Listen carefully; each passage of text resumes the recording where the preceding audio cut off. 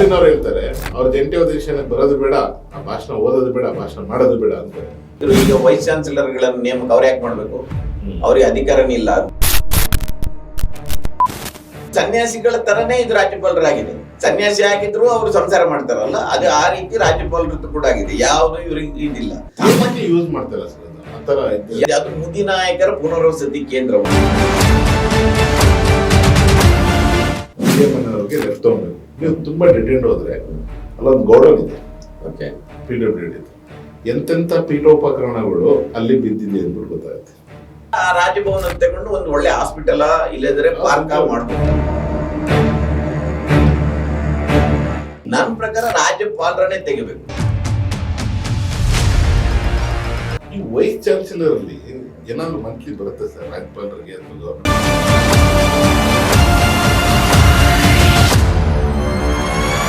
ರಾಜ್ಯಪಾಲರನ್ನೇ ತೆಗೆದು ರಾಷ್ಟ್ರಪತಿಗಳನ್ನ ಇಟ್ಕೊಂಡ್ರೆ ಸಾಕು. ಯಾಕೆ ಬೇಕು? ಖರ್ಚು ಉಳಿತೆ. ರಾಜ್ಯಪಾಲರನ್ನು ತೆಗಿಬೇಕಂತ ಹೇಳಿದ್ರೆ ಅವರು ಹೇಳ್ತಾರೆ ಮುಖ್ಯಮಂತ್ರಿ ಉಪ ಮುಖ್ಯಮಂತ್ರಿ ಯಾಕೆ ಬೇಕು ನಿಮ್ಗೆ? ರಾಜ್ಯಪಾಲರು ಹೇಗಿರ್ಬೇಕು? ಮೈ ಗವರ್ಮೆಂಟ್ ಅಂತ ಹೇಳ್ಬೇಕು. ಅವರು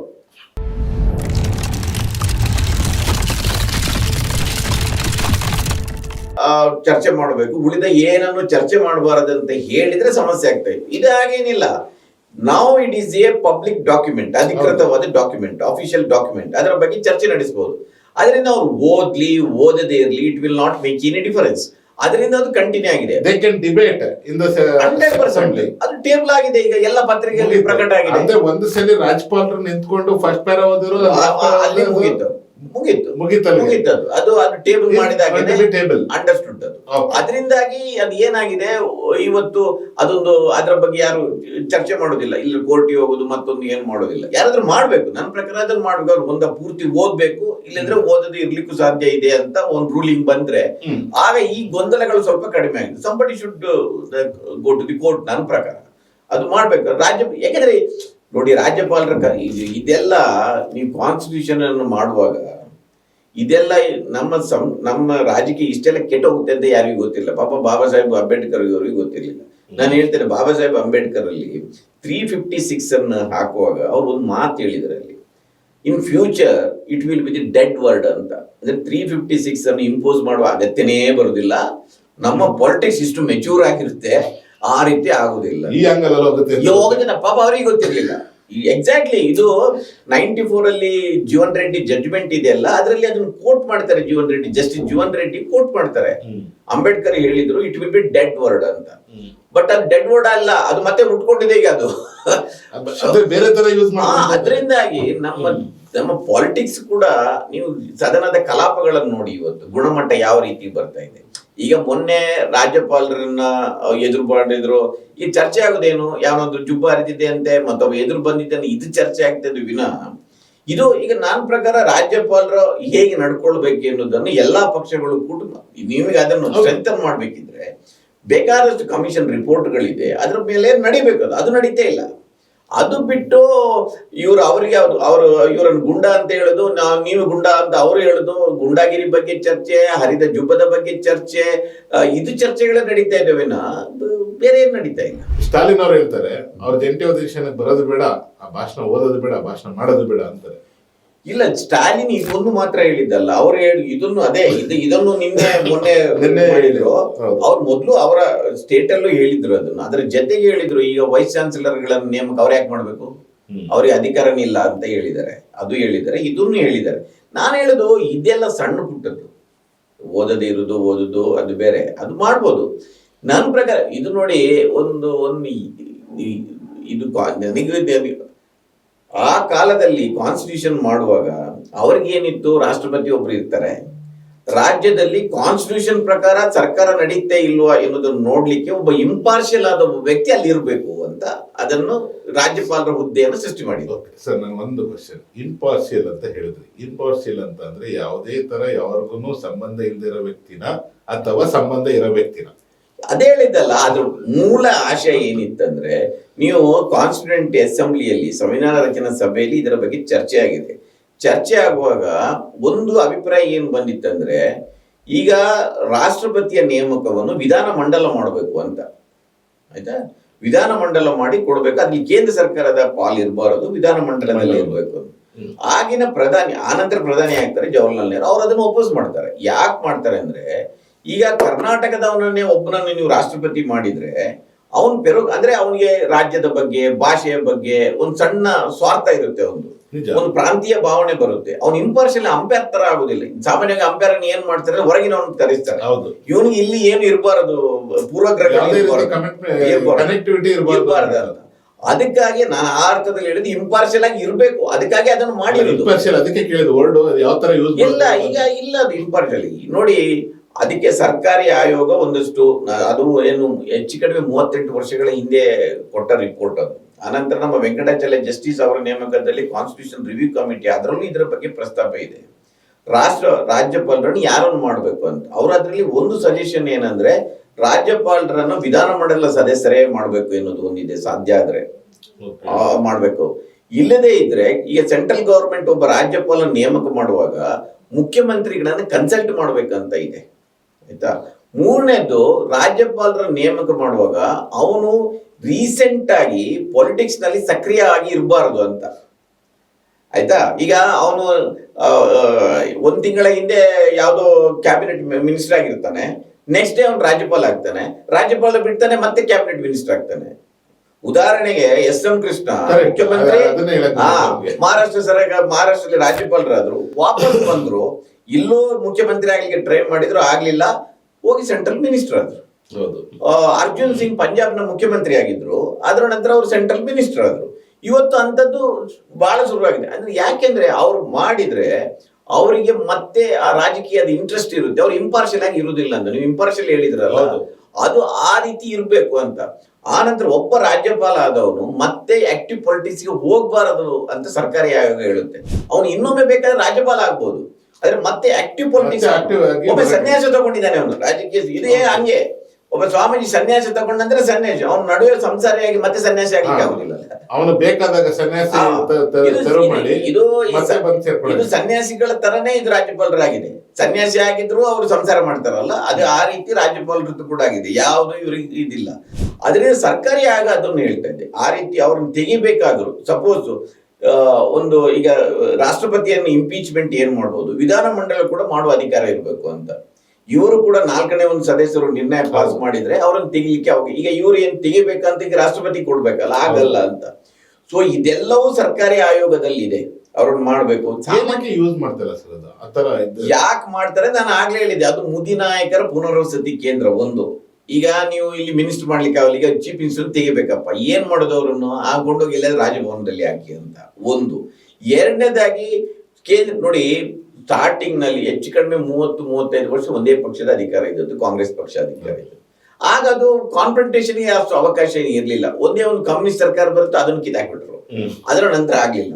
ಅದರ ನಂತರ 67ರ ನಂತರ ಅಲ್ಲಲ್ಲಿ ವಿರೋಧ ಪಕ್ಷ ಎಲ್ಲ ಸರ್ಕಾರ ಬರ್ಲಿಕ್ಕೆ ಶುರುವಾಯಿತು. ಆಗ ಇವರಿಗೆ ಗೊತ್ತಾಯ್ತು ರಾಜ್ಯಪಾಲರನ್ನು ಇಟ್ಕೊಂಡು ಈ ಆಟ ಆಡ್ಬೋದು ಅಂತ, ಆಯ್ತಾ. ಆ ಕಾರಣಕ್ಕಾಗಿ ಅದು ಮಿಸ್ಯೂಸ್ ಆಗ್ಲಿಕ್ಕೆ ಶುರುವಾಯಿತು. 356ಗಳ ಬಂದದ್ದು ಆ ಕಾರಣದಿಂದಾಗಿ. ಅದನ್ನ ಇಂಪಾರ್ಷಿಯಲ್ ಆಗಿ ನನ್ನ ಪ್ರಕಾರ ಈ ಸ್ಟಾಲಿನ್ ಹೇಳಿದಾರಲ್ಲ, ನಾನು ಅದು ಪ್ರಜಾವಾಣಿಯಲ್ಲಿ ಬರೆದಿದ್ದೇನೆ. ನೀವು ಅದನ್ನ ಸ್ಟ್ರೆಂಥನ್ ಮಾಡ್ಬೇಕು, ಇಲ್ಲೇ ಲೋಕಭವನಕ್ಕೆ ಬಾಗಿಲಾಕ್ಬೇಕು. ಈಗ ರಾಜಭವನ ನಿಜವಾಗ್ಲೂ ರಿಕ್ವೈರ್ಮೆಂಟ್ ಇದೆಯಾ? ನನ್ನ ಪ್ರಕಾರ ಇಲ್ಲ. ಏನಕ್ಕೆ ಅಂದ್ರೆ, ಈಗ ಅವ್ರಿಗೆ ಈಗ ಮುಖ್ಯಮಂತ್ರಿ ಆಫೀಸರ್ ಎಷ್ಟು ಜನ ಇರ್ತಾರೋ, ಒಬ್ಬ ಸೆಕ್ರೆಟರಿ ಆಫೀಸರ್ ಎಷ್ಟು ಜನ ಇರ್ತಾರೋ, ಅಷ್ಟೇ ಜನ ಜಾಸ್ತಿ ಜನ ಅಲ್ಲೂ ಕೂಡ ಇರ್ತಾರೆ. ಒಂದು ಬಕಸಕ್ಕೆ ಇದು ಹೊರ ಬೀಳುತ್ತೆ, ಆಯ್ತಾ. ಇನ್ನೊಂದು ಸುಮ್ನೆ ಕಿರಿಕಿರಿ ಇಲ್ದೇ ಇರೋ ಕಿರಿಕಿರಿ. ಓಕೆ, ಈಗ ಓಕೆ ಎಲ್ಲದನ್ನು ಸೆಟಲ್ಡ್ ಆಗಿ ಮಾಡ್ಕೊಂಡು ಹೋದ್ರೆ ಓಕೆ. ಇಲ್ಲ ಇವ್ರೊಂದೇನೋ ಹೇಳೋದು, ಅವ್ರೊಂದೇನೋ ಹೇಳೋದು, ಸೊ ಈ ತರ ನಡ್ಕೊಂಡು ಹೋಗ್ತಾ ಇದ್ದಾರೆ. ಸೊ ಅದಕ್ಕೆ ಇದು ನಿಜವಾಗ್ಲೂ ಇವಾಗ ಬೇಕೇ ಬೇಕಾ ರಾಜಭವನ? ಇಲ್ಲ, ನಾನು ಹೇಳಿದ್ದು ಅದನ್ನು ಒಂದು ರಾಷ್ಟ್ರಪತಿಗೆ ಏನು ಸ್ಥಾನಮಾನ ಇದೆ, ಒಂದು ಅಲ್ಲೇ ಕೊಟ್ಬಿಡೋದಲ್ಲ, ಸ್ವಾಯತ್ತತೆ. ನೀವು ರಾಜ್ಯಪಾಲರನ್ನ ಹಾಗೆ ಮಾಡಿ, ಸಮಸ್ಯೆ ಇಲ್ಲ. ರಾಷ್ಟ್ರಪತಿ ಸಾಮಾನ್ಯವಾಗಿ ಈ ರೀತಿ ಮಾಡೋದಿಲ್ಲ, ಒಂದು ಸಿಸ್ಟಮ್ ಒಳಗೆ ಕೆಲಸ ಮಾಡ್ತಾರೆ. ಇಲ್ಲದಿದ್ರೆ ನೋಡಿ, ಅವ್ರಿಗೆ ಏನು 24 ಗಂಟೆ ಕೆಲಸ ಇಲ್ಲ. ಅವ್ರು ಆಮೇಲೆ ಒಬ್ಬ ರಾಜ್ಯಪಾಲ ಆಗಿ ಅವ್ರು ಎಲ್ಲೋ ಪಾರ್ಟಿಗೆ ಹೋಗ್ಲಿಕ್ಕೆ ಆಗುದಿಲ್ಲ, ಅವ್ರಿಗೆ ಸಾರ್ವಜನಿಕವಾಗಿ ಕಾಣಿಸ್ಕೊಳ್ಲಿಕ್ಕೆ ಆಗುದಿಲ್ಲ. ಅವರು ಸರೋಜಿನಿ ನಾಯ್ಡು UP-ಯ ರಾಜ್ಯಪಾಲರಾಗಿದ್ರು. ಆಗ್ಲೇ ಅವ್ರು ಹೇಳಿದ್ರು, ನಾನೊಬ್ಬ ಬಂಗಾರದ ಪಂಜರದಲ್ಲಿರುವ ಬಂದಿ ಅಂತ. ಪಂಜರ ಬಂಗಾರದ್ದು ಅಷ್ಟೇ ಅದು. ಸೊ ಇವ್ರದ್ದು ಎಲ್ಲಾ ರಾಜ್ಯಪಾಲರು ಕೂಡ ಬಂಗಾರದ ಪಂಜರದ ಒಳಗಿರುವ ಬಂದಿಯವರು. ಅವ್ರಿಗೆ ಏನ್ ಮಾಡ್ಲಿಕ್ಕೆ ಆಗೋದಿಲ್ಲ. ಕೆಲವರು ಒಳಗಡೆ ಮಾಡ್ತಾರೆ. ಎನ್.ಡಿ. ತಿವಾರಿ ಒಳಗಡೆ ಇದ್ದು ಸೆಕ್ಸ್ ಸ್ಕ್ಯಾಂಡಲ್ ಆಯ್ತು, ಆಯ್ತಾ. ನಾನು ಅದಕ್ಕೆ ಹೇಳ್ತಾ ಇರೋದು, ನಾನು ಆಗ ಬರೆದಿದ್ದೆ, ಈಗ ರೇಣುಕಾಚಾರ್ಯರನ್ನು ಮುಖ್ಯಮಂತ್ರಿ ಮಾಡಿ ರಾಜ್ಯಪಾಲರು ಮಾಡಿ ಅವ್ರಿಗೆ ಗೊತ್ತಿದ್ದ ಕೆಲಸನೇ ಮಾಡಿದವರು ಅಲ್ವಾ. ಅವ್ರು ಬೇರೆ ಕೆಲಸ ಮಾಡ್ಲಿಕ್ಕೆ ಹೋಗುದಿಲ್ಲ. ಸೊ ಅದರಿಂದಾಗಿ ಅದನ್ನ ರಾಜ್ಯಪಾಲರ ಹುದ್ದೆಯನ್ನೇ ಹಾಗೆ ಅದ್ರ ಅಗತ್ಯ ನೋಡಿ. ಅವ್ರಿಗೆ ಏನ್ ಕೆಲಸ, ಒಂದು ಈ ಬಿಲ್ಗಳಿಗೆ ಎಕ್ಸೆಂಟ್ ಕೊಡೋದು. ಇವತ್ತಿಗೂ ಕೂಡ ಬಿಲ್ಲಿಗೆ ಅಂಕಿತ ಆದ ನಂತರ ರಾಷ್ಟ್ರಪತಿಗೆ ಹೋಗುತ್ತೆ. ಡೈರೆಕ್ಟ್ ರಾಷ್ಟ್ರಪತಿ ಕಳಿಸಿದ್ರೆ ಮುಗೀತು ಅದು. ಅದರ ನಂತರ 356 ಸಂವಿಧಾನ ಕೆಲಸ ಮಾಡ್ಲಿಕ್ಕೆ ಇವತ್ತಿನ ಇದರಲ್ಲಿ ರಾಷ್ಟ್ರಪತಿಯೇ ನೋಡ್ಕೊಳ್ಬೋದು. ನಡುವೆ ಒಬ್ಬ ಪೋಸ್ಟ್ ಮ್ಯಾನ್ ಯಾಕೆ? ನನ್ನ ಪ್ರಕಾರ ಆ ರಾಜಭವನ ತಗೊಂಡು ಒಂದು ಒಳ್ಳೆ ಹಾಸ್ಪಿಟಲ್ ಇಲ್ಲದ್ರೆ ಪಾರ್ಕ್ ಮಾಡ್ಬೋದು. ನನ್ನ ಪ್ರಕಾರ ಸ್ಟಾಲಿನ್ ಅಷ್ಟು ಮಾತ್ರ ಹೇಳಿದ್ದಲ್ವಾ, ನನ್ನ ಪ್ರಕಾರ ರಾಜ್ಯಪಾಲರನ್ನೇ ತೆಗಿಬೇಕು ನನ್ನ ಪ್ರಕಾರ. ಯಾಕೆಂದ್ರೆ ಅದನ್ನ ಇಟ್ಕೊಂಡ್ರೆ ಎಲ್ಲಾ ಪಕ್ಷಿಗಳು ಅದನ್ನು ದುರುಪಯೋಗ ಮಾಡ್ತಾರೆ. ಏನಕ್ಕೆ? 1-2-3 ಡ್ಯೂಟಿ ಇರುತ್ತೆ ಅವ್ರಿಗೆ ವರ್ಷದಲ್ಲಿ. ಅದರ ನಂತರ ಈ ಜಾಯಿಂಟ್ ಸೆಷನ್ ಅಡ್ರೆಸ್ ಮಾಡೋದು, ರಿಪಬ್ಲಿಕ್ ಡೇ ಆದಾಗ ಒಂದು ಸಂದೇಶ ಕೊಡೋದು, ಆಮೇಲೆ ಸ್ವಾತಂತ್ರ್ಯೋತ್ಸವ ಆದಾಗ ಸಂಜೆ ಕರೆದು ಒಂದು ಪಾರ್ಟಿ ಮಾಡೋದು, ಆಮೇಲೆ ಈ ಸಚಿವರುಗಳದ್ದೊಂದು ಪ್ರಮಾಣ ವಚನ ಸ್ವೀಕಾರ ಮಾಡೋದು. ಅದು ರಾಷ್ಟ್ರಪತಿ ಬಂದು ಮಾಡ್ಲಿಯಪ್ಪ, ಆರಾಮ ಮಾಡೋದು. ಈಗ ಎಲ್ಲಾ ಕಡೆ ಕೆಲವೊಂದು ಪ್ರೋಗ್ರಾಮ್ಗಳು ಒಂದೇ ಸಲ ನಡೆಯುತ್ತೆ. ಹೌದು, ಅದು ಈಗ ಈ ವಿಡಿಯೋ ರೆಕಾರ್ಡ್ ಮಾಡ್ಬಿಡ್ಬೋದು. ಎಲ್ಲ ಆಪರ್ಚುನಿಟಿ ಜಾಸ್ತಿ ಇದೆ. ಈಗ ಕಮ್ಯುನಿಕೇಶನ್ ಸಿಸ್ಟಮ್ ಈ ರೀತಿ ಇದ್ರೆ ಎಲ್ಲ ಮಾಡಬಹುದು. ಆಮೇಲೆ ಈಗ ಈಗ ಹೊಸ ಪಕ್ಷ ಬಂತು, ಸಿಎಂ ಮಾಡ್ಬೇಕು ಅಥವಾ ಮಂತ್ರಿಗಳು ಮಾಡ್ಬೇಕು ಅಂದ್ರೆ ಏನು ಎಲ್ಲ ದೇಶಾದ್ಯಂತ ಒಟ್ಟಿಗೆ ಆಗಲ್ಲ. ಅವ್ರಿಗೂ ಒಂದು ಚೇಂಜಸ್ ಕಾಣುತ್ತೆ. ರಾಷ್ಟ್ರಪತಿ ಬಂದ್ರೆ ಇನ್ನೂ ಚೆನ್ನಾಗಿರುತ್ತೆ. ರಾಷ್ಟ್ರಪತಿಗಳಿಂದಲೇ ಪ್ರಮಾಣ ವಚನ. ಹೌದು, ನನ್ನ ಪ್ರಕಾರ ಸ್ಟಾಲಿನ್ ಅಷ್ಟೇ ಹೇಳಿದ್ದಲ್ಲ, ಒಂದಕ್ಕೆ ಹೇಳಿದ್ದವರು ಒಂದಲ್ಲ. ರಾಜಭವನವನ್ನೇ ತೆಗೆದು ಈ ಲೋಕಭವನ ಮಾಡೋ ಬದಲು ಅದನ್ನು ಲೋಕದಿಂದಲೇ ತೆಗೆದು ಅದನ್ನು ರಾಜ್ಯಪಾಲರನ್ನೇ ತೆಗೆದು ರಾಷ್ಟ್ರಪತಿಗಳನ್ನು ಇಟ್ಕೊಂಡ್ರೆ ಸಾಕು. ಯಾಕೆ ಬೇಕು? ಖರ್ಚು ಉಳಿಯುತ್ತೆ. ಅದೊಂದು ವೈಟ್ ಎಲಿಮೆಂಟ್ ಸರ್, ಬಿಲ್ಲಿ ಆಣೆ ಅದು. ಈಗ ರಾಜಭವನಕ್ಕೆ ಎಕ್ಸ್ಪೆಂಡಿಚರ್ ಎಷ್ಟಾಗ್ತಾ ಇರ್ಬೋದು ಅಪ್ರಾಕ್ಸಿಮೇಟ್ಲಿ? ನನಗೆ ಗೊತ್ತಿಲ್ಲ. ಯಾಕಂದ್ರೆ ಕೆಲವು ರಾಷ್ಟ್ರಪತಿ ಭವನ, ರಾಜ್ಯಪಾಲರ ಭವನ ನನ್ನ ಪ್ರಕಾರ ಬಜೆಟ್ ಅಲ್ಲಿ ಕೂಡ ಅದನ್ನು ತೋರಿಸುದಿಲ್ಲ ಸರಿಯಾಗಿ. ರೀಸನ್ ಅದಕ್ಕೆ ನೋಡಿ, ಅದಕ್ಕೆ ಒಂದು ಆ ಸ್ಯಾಂಕ್ಟಿಟಿ ಇರುತ್ತೆ. ಈಗ ಅದನ್ನ ನೋಡಿ, ಡೆಲ್ಲಿಯಲ್ಲಿ ರಾಷ್ಟ್ರಪತಿ ಭವನ ಇದೆಯಲ್ಲ, ಅಲ್ಲಿ ಒಂದು ಮೊಘಲ್ ಗಾರ್ಡನ್ ಅಂತ ಇದೆ. ವರ್ಷಕ್ಕೆ ಒಮ್ಮೆ ಅದನ್ನು ಜನರಿಗೆ ತೋರಿಸ್ಲಿಕ್ಕೆ ಕೊಡ್ತಾರೆ. ಅದು 100 ಎಕರೆಯಲ್ಲಿ ಇದೆ ಅನ್ನೋ ಗೊತ್ತಿಲ್ಲ. ಬರಿಯಲ್ಲಿ ಹಕ್ಕಿ ಓಡಿಸ್ಲಿಕ್ಕೆ 60 ಮಂದಿ ಇದ್ದಾರೆ. ನಾನು ಅದಕ್ಕೆ ಬರೆದಿದ್ದೆ, ಹಕ್ಕಿ ಓಡಿಸ್ಲಿಕ್ಕೆ. ನೀವು ಒಳಗಡೆ ಅದು ಇನ್ನೊಂದು ಊರು. ಅದು ರಾಷ್ಟ್ರಪತಿ ಭವನ ನೀವು ನೋಡಿರ್ಬೇಕು ಡೆಲ್ಲಿಯಲ್ಲಿ. ಅದು ಹಿಂದೆ ಯಾರೋ ಒಬ್ರು ರಾಷ್ಟ್ರಪತಿಗಳಾಗಿದ್ದವರು, ಅವ್ರಿಗೆ ಇಡೀ ರಾತ್ರಿ ಸುತ್ತಿದ್ದಾರೆ ಅಂತೆ. ಅವ್ರ ಬೆಡ್ರೂಮ್ ಯಾವ್ದಂತ ಅವ್ರಿಗೆ ಗೊತ್ತಾಗಿಲ್ಲ ಅಂತೆ. ಅಷ್ಟು ದೊಡ್ಡದು. ಯಾರು ಹೇಳ್ತಾ ಇದ್ರು GPS ಇರ್ಬೇಕು, ಇಲ್ಲದ್ರೆ ಹೋಗ್ಲಿಕ್ಕೆ ಆಗೋದಿಲ್ಲ.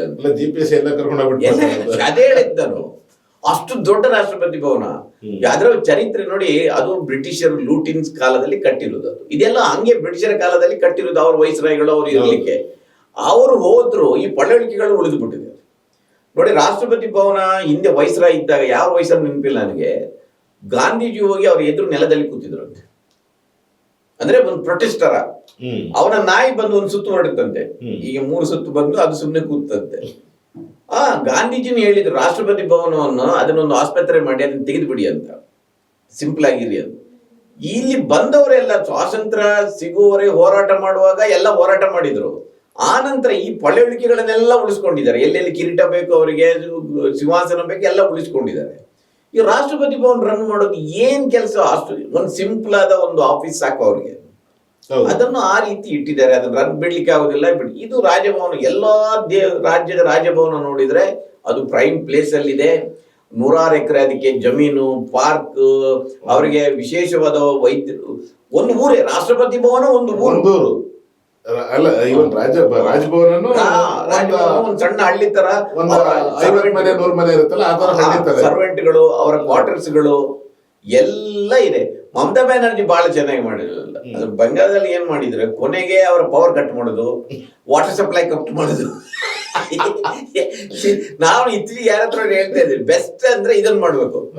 ಇದು ನೋಡಿ, ಬೇಸಿಕ್ ಕಮ್ಯುನಿಟೀಸ್ ಅದು ಬಹಳ ಇಂಪಾರ್ಟೆಂಟ್. ಪವರ್ ಕಟ್ ಮಾಡೋದು, ವಾಟರ್ ಸಪ್ಲೈ ಕಟ್ ಮಾಡೋದು, ಇದನ್ನೆಲ್ಲ ಮಾಡಿದ್ದಾರೆ ಅಲ್ಲಿ. ಇದು ಕೊನೆಗೆ ಒಂದಿನ ಅದೇ ರೀತಿ ಆಗುತ್ತೆ. ಕೊನೆಗೆ ಇವಾಗ ನೋಡಿ ಸರ್, ಅಷ್ಟೊಂದು ಎಕ್ಸ್ಪೆನ್ಸಸ್ ಆಗ್ತಾ ಇದೆ. ಅದನ್ನೇ ಬೇರೆದಕ್ಕೆ ಯೂಸ್ ಮಾಡೋದಿಲ್ಲ. ಇವ್ರಿಗೆ ಏನು ಕೆಲಸ, ದಿನಕ್ಕೊಂದು ಸೈನ್ ಹಾಕೋದಿಲ್ಲ ಅನ್ಸುತ್ತೆ. ಎಲ್ಲಿ ಏನಿಲ್ಲ ಸರ್, ಅವ್ರು ಆರಾಮಾಗಿ ಕೂತಿರ್ತಾರೆ. ಅವರು ನೋಡಿ, ಅದಕ್ಕೆ ಹೇಳುದು ರಾಷ್ಟ್ರಪತಿ ಆಗುವವರನ್ನು ಯಾರು ಮಾಡ್ತಾ ಇದ್ರಂತೆ. ಈಗ ಸೀನಿಯರ್ ಯಾರಾದರೂ ಸುಪ್ರೀಂ ಕೋರ್ಟ್ ರಿಟೈರ್ಡ್ ಜಡ್ಜ್ಗಳು, ಇಲ್ಲದ್ರೆ ಯಾರಾದರೂ ಸೈಂಟಿಸ್ಟ್ಗಳು, ಇಲ್ಲದ್ರೆ ಯಾರಾದರೂ ಇಂಟೆಲೆಕ್ಚುಯಲ್ಸ್ಗಳು, ಅಂದ್ರೆ ಕಾನ್ಸ್ಟಿಟ್ಯೂಷನ್ ಬಗ್ಗೆ ಗೊತ್ತಿದ್ದವರು, ಆ ರೀತಿ. ಇದು ಏನಿಲ್ಲ. ಅವ್ನು ಯಾವ ಈಗ ವಿಜಯ್ ಶಂಕರ್ ಕೊಂಡೋಗಿ ಅಲ್ಲಿ ಅಸ್ಸಾಂನಲ್ಲಿ ಮಾಡಿದ್ರು ಏನು ಕೆಲಸ? ಅವ್ರು ಇಲ್ಲಿ ಎಲೆಕ್ಷನ್ ಅಲ್ಲಿ ಸೋತ್ರ ಅಲ್ಲಿ ತಗೊಂಡು ಹಾಕಿ. ಈಗ ಕೆಲವರು ವೇಟಿಂಗ್ ಇದ್ದಾರೆ. ಈಗ ಅದರ ನಡುವೆ ಎಲ್ಲಾದ್ರೂ ನೋಡಿ, ಆರಿಫ್ ಮೊಹಮ್ಮದ್ ಖಾನ್ ಕೇರಳದಲ್ಲಿ ಇದಕ್ಕಿಂತ ಹಿಂದೆ ಅವರು ಇದ್ರು.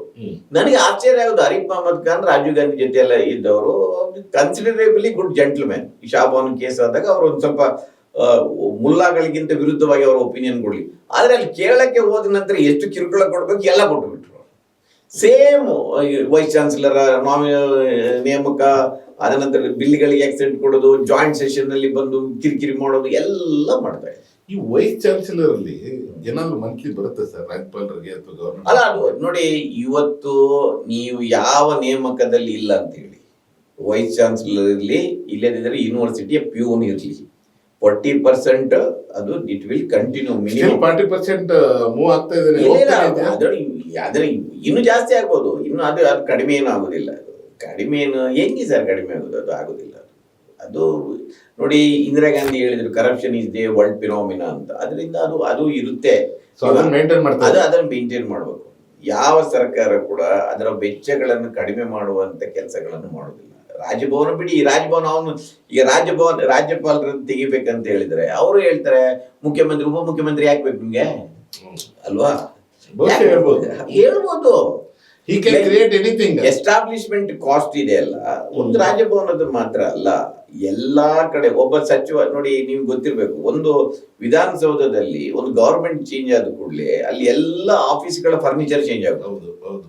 ನಾನು ಮೀಡಿಯಾ ಅಡ್ವೈಸರ್ ಆಗಿ ಜಾಯಿನ್ ಆದಾಗ ನಾನು ಹೋಗಿ ನೋಡ್ತೇನೆ, ಹಳೆ ಫರ್ನಿಚರ್ ಒಂದು ದಿನ ಯಾವುದೂ ಇಲ್ಲ. ನಾನು ಒಂದು ದೊಡ್ಡ ಟಿವಿ ಎಲ್ಲ ಬಂದುಬಿಟ್ಟಿತ್ತು. ನಾನು ಎಲ್ಲ ತೆಗೀರಿ, ನನಗೆ ಹಳೆ ಫರ್ನಿಚರೇ ಸಾಕು ಅಂತ. ಅವ್ರು ಹೇಳಿದ್ರು ಅದೆಲ್ಲ ಶಿವಾಜಿನಗರದ ಗುಜರಿಗೆ ಹೋಗಾಗ್ಬಿಟ್ಟಿದೆ ಸರ್, ಇನ್ನು ತರ್ಲಿಕ್ಕೇನೆ ಆಗುದಿಲ್ಲ ಅಂತ. ಆಮೇಲೆ ಅದನ್ನೇ ರೀಸೈಕಲ್ ಮಾಡೋದವರು. ಇದು ನಾನು ಹೇಳುದು, ನೀವು ಹೇಳಿದ್ರಲ್ಲ ರಾಜಭವನದ ವೈಟ್ ಎಲಿಫೆಂಟ್ ಅಂತ, ಎಲ್ಲ ಸಚಿವರ ಕೋಣೆಗಳು, ಮುಖ್ಯಮಂತ್ರಿ ಮಂತ್ರಿ ಎಲ್ಲ ಮನೆ, ಅದು ಇದು ಸುಮ್ಮನೆ ಅವರು ಅದು ಹಂಗೆ ಇರುತ್ತೆ. ಇಲ್ಲಿಂದ ತಗೊಂಡು ಹೋಗಿ ಸ್ವಲ್ಪ ಅದಕ್ಕೆ ಪಾಲಿಶ್ ಮಾಡಿ ಮತ್ತೊಂದು ಕಡೆ ಹಾಕ್ತಾರೆ. ಅದೊಂದು ದೊಡ್ಡ ಕಾಂಟ್ರಾಕ್ಟರ್ಗಳ ಲಾಬಿ ಇದೆ ಸರ್. ಅದು ನಡೆಯೋದಲ್ಲಿ ಅಂತ ನಿಮ್ಗೆ ಹೇಳ್ಬಿಡ್ತೀನಿ.